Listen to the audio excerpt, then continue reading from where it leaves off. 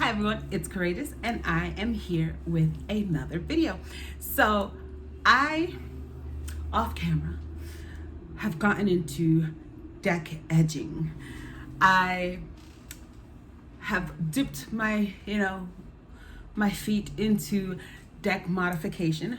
Thanks so much to Boho Tarot for her playlist and all of the supplies that I get from her. And I have trimmed a couple of decks that needed to be trimmed. I've trimmed my Everyday Enchantment Tarot, which was just too big. It was too big for me to shuffle. I wasn't using it much because it was just too big. So I trimmed the sides and the tops, and I left the bottom. And it's not a perfect trim job, but it's pretty good. It's pretty. I did a pretty good job. And that was my second deck that I trimmed. My first deck that I trimmed, if I can get it out, was the Strawberry Tarot. And the reason I trimmed this deck was because it had really big black borders. Well, not really big black borders, but it had big black borders that were big for me. And I took a chance on that deck because that deck was already imperfect. As you can see, this was not my trim job. This was the way the cards already came. They already came different sizes. It was, it was annoying, but it is what it is. I still get the job done with this deck, and I really do like this deck a lot. The imagery is very beautiful, and I connect with a lot of the images because they're tattooed, they're tattooed people who just live their life and they're cool about it, right? So I did trim all of the edges on this, and the reason I was brave enough, because I'm not very precise when it comes to things like that, but I gave it a shot because I knew the deck was already messed up. Like, I couldn't make it much worse. I did cut there are some cards where I cut too far away. Like, for example, this Three of Wands, I had to draw in the extra one because I trimmed too much off of one side. And again, it's because the cards were already imperfect, so it was hard.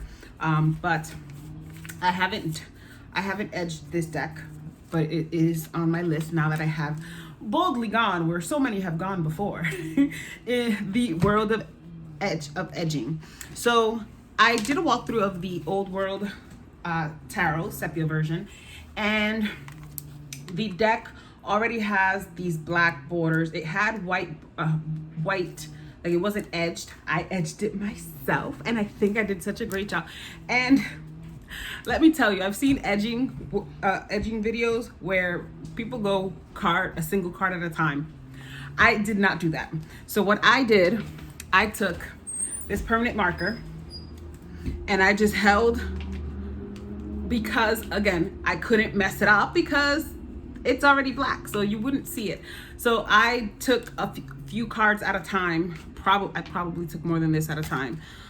So let's say I took like this many at a time, and I went with the Sharpie all around because I couldn't mess it up. It's like a get out of jail free card, like. So that made me bold enough to do that. So I think I did a pretty good job on my first edging, and I think it just, like this, these are the backs of the cards, these are the fronts, so it has the black borders, and I just think it completes the deck. This is already one of my favorite decks, and I just got it. I haven't read with clients for clients with it, but I've already connected to it so well, and I just think that the edging completed the look for me. So then I went and I edged. What deck did I just edge? I edged another deck. Oh, here we go. The How to Deal Tarot. So this is, I guess, like a type of another version of the Circo Tarot, Circo Tarot. But I got this at Urban Outfitters, the How to Deal Tarot. So these are the backs. They are not reversible, but that is perfectly fine because I still read reversals.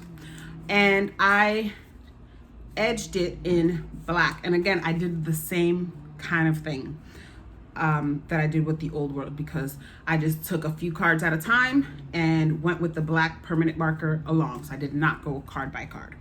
And these are the cards. They are borderless. One of my favorite chariots. I just think it's so cool.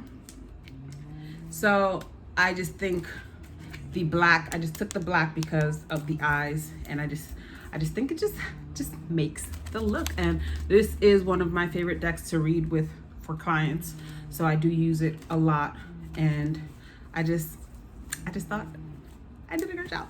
So now I have a list of decks I want to edge. And I will say this did bleed a little, but I was also distracted doing it, but it's not even much. Like, it did bleed on these cards, and I'm pretty sure it probably bled on the old world tarot, but since it's black, I couldn't tell. But again, it doesn't hurt. It's not a lot. I don't see where it bled onto the other side. Bled a little bit onto my 9 of Cups, my favorite cards.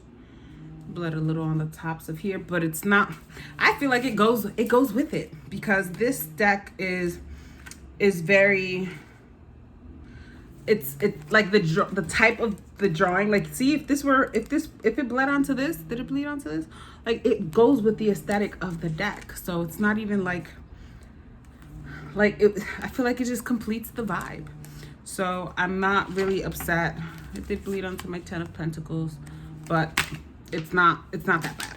But I'm already 7 minutes in and I haven't gotten to what I came to do. So in the vein of deck modification, I am brave enough to now edge my Modern Witch tarot deck, and this is also one of my favorite decks, especially when reading for clients. This is actually my favorite deck currently, especially for reading for clients. And I just have my deck. I already started, and I just said, why am I not at least recording a video about it? So I already started, and I bought Crayola washable markers at Dollar General. I bought like a 24 pack because I figured, hey, I'm going to do a couple of decks anyway. So I just bought this for $4. They are washable markers, and they come with a wide range of colors. So I already started. This is the turquoise, and as one of the reasons why I wanted to start with this is because I'm going on a trip and I'm going to take this deck with me, and I just feel like because of the white borders and because I use it a lot, I feel like it's getting kind of like, I don't know if it's, I don't want to say dirty, but it's kind of dirty. But maybe it's just like, maybe it's just worn. Let's call it worn, slightly used. So I do want to just kind of like make it a little bit newer. And so I did get started already, and I will show you how I do it, but this is what I've got so far. It is not perfect, but the beauty about it is that there's no bleeding. Why is there no bleeding, you ask? Because this, all I gotta do is go like that and it wipes away. Like I said, this is a washable marker, but I think it's more the cardstock also that makes it so easy to not mess up. So let me just get the lighting a little better so you can see the backs with the sides. And there are spots that are darker than others, but it's gonna stay like that because I'm not doing this twice. So let me flip my camera and show you what it is that I do, how I'm edging this particular deck, because with this one I am going one at a time, and it's tedious. It's tedious, and it's been about an hour, but I'm almost done. So I only have this much to go. So just so you can see side by side what it looks like. So before and after. Let's do this. All right, so I have washable marker all over my fingers. But I don't have it all over my deck. So like I said, I've been going in one by one. So I just go along the edges and I just try to get it as thick as possible. And then I just go, I follow it along the other side. So it is a highly used deck. So I'm just gonna, it's uncomfortable, the height. But since the deck is used often, so the card stock is not smooth around the edges. So I think that's part of why some of the cards look darker, and plus I probably just apply more pressure sometimes, and sometimes I do go back and forth twice on one side than the other. Can you see that? So just so you can see one card compared to the other. So that is all I do. I just go along the edges, and like I said, the beauty of this, oh, I got some on the card. Lick my finger and it's gone. Woohoo! So again, this is great for anyone who's just dipping their feet. Use washable markers, because you might be like I always said I'm never gonna trim a deck because I'm just a klutz. I am not very good at these things. I may be a Virgo rising, but that didn't apply to my hands. And I just think this is a great way for anyone who wants to get into deck modification, but is scared of messing up the cards.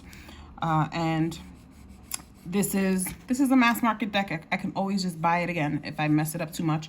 But again, I haven't had any issues because the card stock is so great that I can just wipe off anything that smears on, and I'm using water soluble markers. So that is my modern witch deck modification. I'm gonna finish these and then I'll show you the whole deck, just because I want to show off the whole deck. So I will be back. All right, I'm done. Here is the final look. Did I miss one? I missed a side. Is that the only side I missed? Okay, hold on. Let me just look around. I missed a side of one of the cards. And there it is. But you see how glaring, like at least it's easy to find. Ooh, this.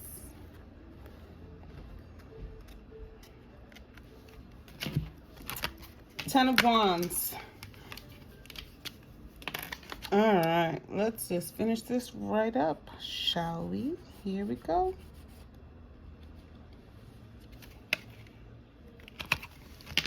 All right.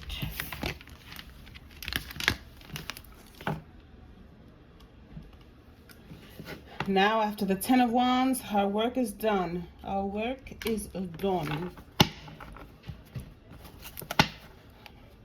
Not perfect, but still beautiful, just like me.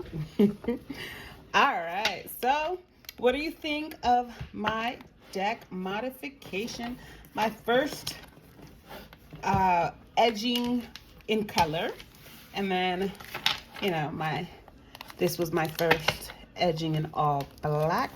I just think it's so sleek, looks so official, especially with what is quickly becoming one of my favorite decks. And then my not so sleek but still looks nice second edging in black, How to Deal Tarot. Yeah, so let me know, what do you think? Do you think it's sacrilege to modify your decks, right? They're pure as they are. Or do you dabble in the modification? What do you use? What do you do? I'm a beginner, so I will always be open to suggestions.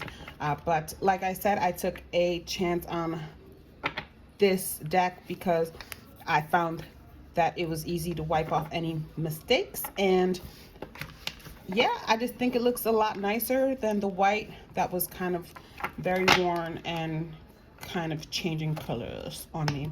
So yeah, this has been courageous, and I will see you in my next video, which will probably be when I get back from vacation. Peace.